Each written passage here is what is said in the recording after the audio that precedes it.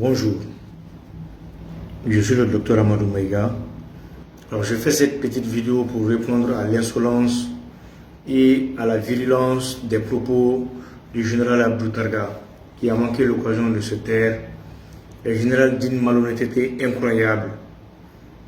Ce général qui, je ne sais pas, lors d'une cérémonie, prend la parole et se met à critiquer les autorités maliennes et burkinabées, et notamment sur, bien entendu, des questions sécuritaires, en disant que le Mali et le Burkina, les autorités actuelles, les autorités militaires, sont en train de tenir le peuple par un discours creux. Ce général, tout simplement, je le rappelle et le renvoie à l'histoire de nos peuples. Le Niger et le Mali sont des pays frères. C'est la décolonisation, c'est l'histoire de l'homme blanc, c'est la colonisation qui a fait que les territoires ont été tracés et nos pays ont été séparés.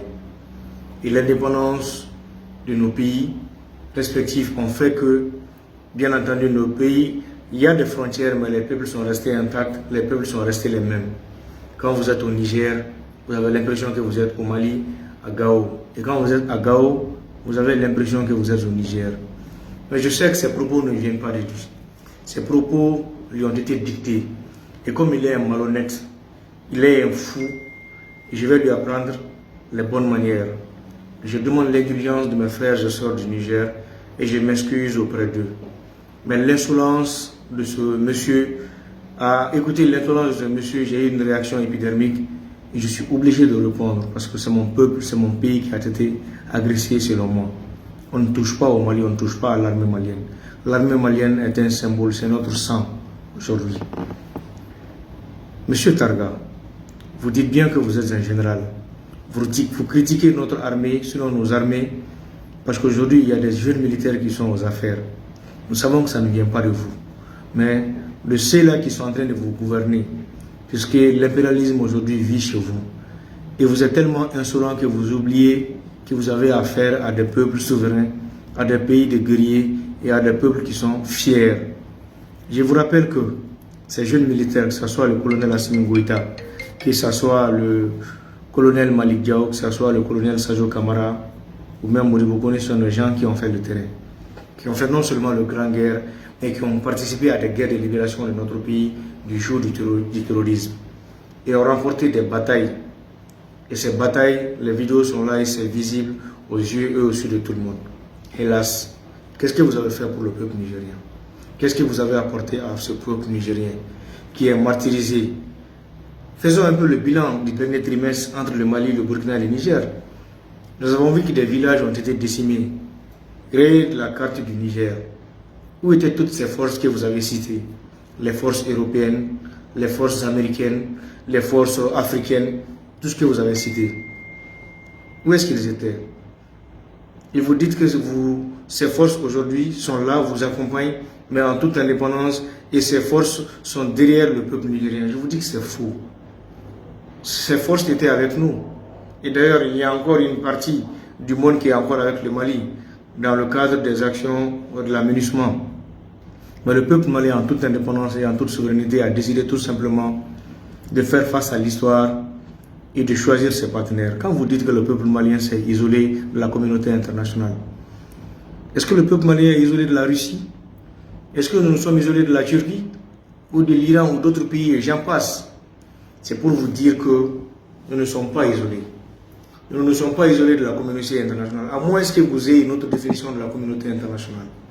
Nous avons des partenaires qui nous respectent, qui respectent les choix stratégiques du Mali et qui sont là aujourd'hui, bien entendu, pour non seulement pour sauvegarder l'intérêt du Mali, pour aider aussi le Mali et pour aider aussi le Mali à asseoir sa suprématie sur l'ensemble du territoire national et à lutter contre le terrorisme, qui sont des partenaires pour nous.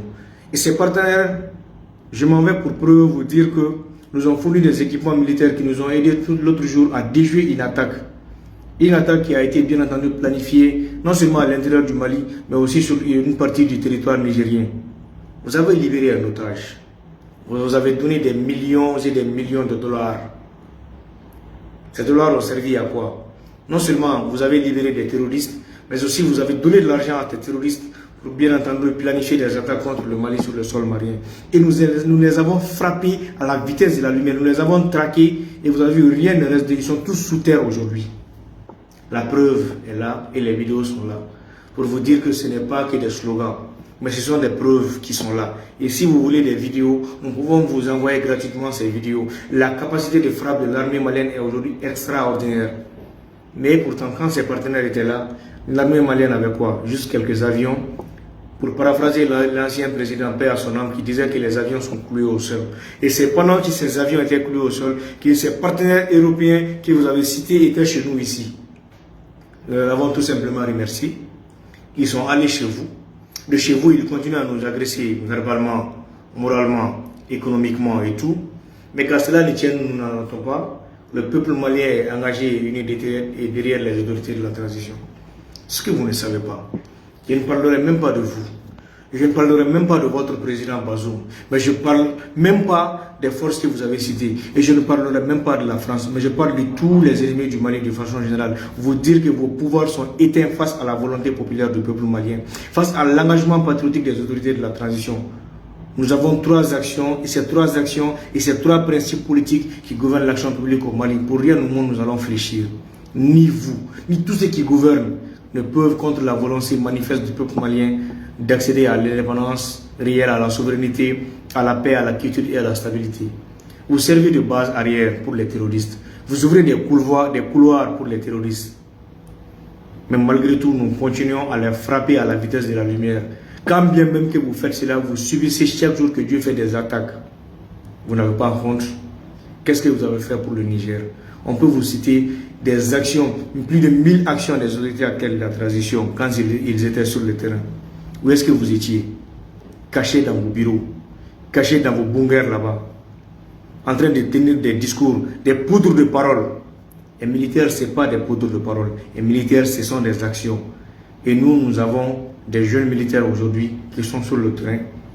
Parler ainsi, c'est manquer de respect à tous les militaires qui sont tombés au Mali ici.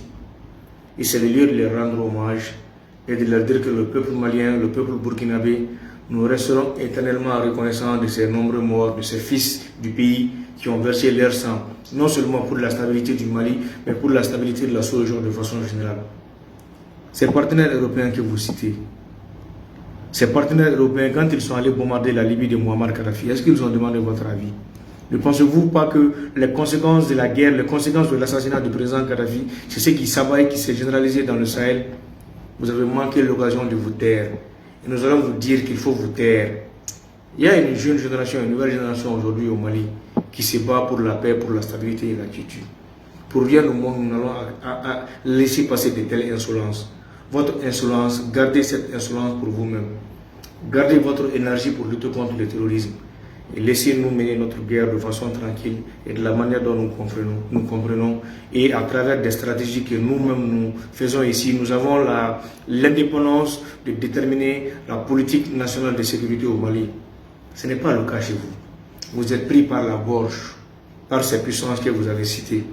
C'est eux qui vous nourrissent, c'est eux qui vous donnent tout, qui vous donnent des maisons ailleurs pour vendre le Niger. Et c'est des généraux carton, des généraux avec des poteaux de parole comme vous, bien entendu, qui sont à longueur de journée en train de livrer le peuple nigérien. Dire à nos peuples, à nos frères et sœurs du Niger, nous n'allons jamais les abandonner aussi. Oui, c'est vrai, le terrorisme n'a ni visage ni frontières. Nous allons non seulement nous battre pour protéger, bien entendu, nos populations, mais protéger aussi l'Afrique de façon générale. Car nous sommes un pays quand même qui, bien entendu, croit au panafricanisme et nous croyons à une Afrique unie, un et indivisible. Vous savez, par la petite histoire, mon général, je vous renvoie à l'histoire. Il y a juste quelques semaines, le chef d'état-major général des armées, accompagné de quelques militaires et de quelques officiers, pour qui j'ai beaucoup d'estime, ont quitté le Mali. Pour parler non seulement des aspects sécuritaires au Mali, pour demander des choses au Mali, pour demander le retour du Mali dans le G5 Sahel. Pourquoi? Parce que le Mali a des équipements militaires aujourd'hui. Le Mali a des équipements qui permettent aujourd'hui au peuple malien et aux militaires maliens de frapper partout sur l'ensemble du territoire. Et surtout pour lutter contre le terrorisme dans la zone des 3 frontières. C'est vrai, nous sommes d'accord, la lutte contre le terrorisme c'est un combat de longue haleine, ce n'est pas un combat d'une seule journée. On ne peut pas gagner ce combat tout d'un coup. Vos alliés dont vous avez parlé, vous devrez avoir honte de les citer. Malgré la présence de ces alliés, malgré tout ce qui se passe, ces alliés ne vous sont d'aucune opportunité, d'aucune utilité. Parce que le peuple malien, le peuple nigérien meurt en longueur de journée, souffre en longueur de journée, des villages sont brûlés. Posez la main sur la tête et dites-vous tout simplement que vous avez échoué. Un officier félon que vous êtes. Quand vos officiers ont quitté ici, allez-y leur demander tout ce qu'ils sont venus demander au Mali ici. Parce que je pense que vous n'êtes pas au courant de ce qui se passe. Vous n'êtes pas au courant de la demande qu'ils sont en train de faire auprès du président Assimi Goïta pour le retour du Mali dans le G5 Sahel. Vous dire que nous avons lutté l'autre jour de façon efficace et mesurée et de façon très professionnelle contre l'attaque complexe, non seulement planifiée sur le sol nigérien et une partie du territoire malien, et contre des emprises et des infrastructures militaires du Mali. Nous avons gagné ce combat-là, sans aucune force étrangère. C'est ça être souverain, c'est ça être indépendant. Vous glorifiez de votre indépendance, je vous rappelle la vraie indépendance. La vraie indépendance, c'est les jours où vous serez en capacité et capable de survoler votre territoire sans pour autant demander l'avis d'un partenaire quelconque. La vraie souveraineté, je vous le rappelle encore, c'est d'être capable de définir votre politique de sécurité sans pour autant passer par des partenaires. Je m'en arrête là parce que vous êtes malhonnête. Certains me diront que ce n'était pas la peine de vous répondre, mais j'ai une réaction épidermique. Je suis un Malien, je suis un Songoï et je sens qui coule dans mes veines. Je me devais de vous répondre tout en vous disant que j'ai aussi nigérien, puisque mon directeur de thèse aussi est nigérien, un homme que je respecte beaucoup, je respecte énormément le peuple malien, mais les individus comme vous, on doit les répondre sur le champ, parce que vous êtes un insecte tellement dangereux pour la sécurité, tellement dangereux pour la stabilité, qu'il y va de soi qu'on trouve des insecticides bien entendu pour vous éliminer, et tout ce qui vous ressemble. C'est bien dommage. Dommage que vous ayez encore parlé de ça, parce qu'après le fiasco de votre ministre des Affaires étrangères, nous comprenons tout simplement que les autorités actuelles du Niger sont tout simplement contre l'évolution, contre la paix et la stabilité dans le Sahel. Vous servez aujourd'hui de base arrière pour les terroristes et vous servez aujourd'hui de base arrière pour toutes ces puissances occidentales qui ne veulent pas la paix dans le Sahel et qui ont contribué bien entendu à la dégradation de la situation sécuritaire dans le Sahel à travers l'assassinat du président Kadhafi. C'est tellement malhonnête et vous avez fait des révélations puisque vous avez parlé d'économie.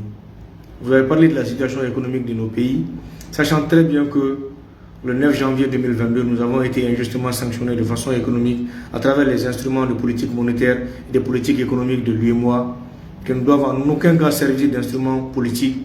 Mais pourtant, des hommes se sont mis ensemble, se sont réunis pour nous sanctionner à travers des instruments de politique économique, de politique monétaire et de politique budgétaire de l'Union économique et monétaire ouest africaine. Nous le savons, nous ne sommes pas dupes. Cela continue toujours. Mais grâce à la volonté manifeste du peuple malien d'accompagner les autorités actuelles, nous allons y arriver et nous allons y parvenir. Nous sommes un peuple, nous sommes un but et nous sommes une foi. Nous sommes la lumière qui va terrasser l'obscurité. Et vous êtes l'obscurité. Vous êtes cette obscurité que nous allons toujours terrasser. Vous devriez avoir honte. Vous êtes un malhonnête. On ne sait pas comment vous avez votre grade, mais vous devrez tout simplement avoir la décence morale de vous taire. Puisque vous avez une délégation qui a quitté le Mali tout récemment. Pauvre type.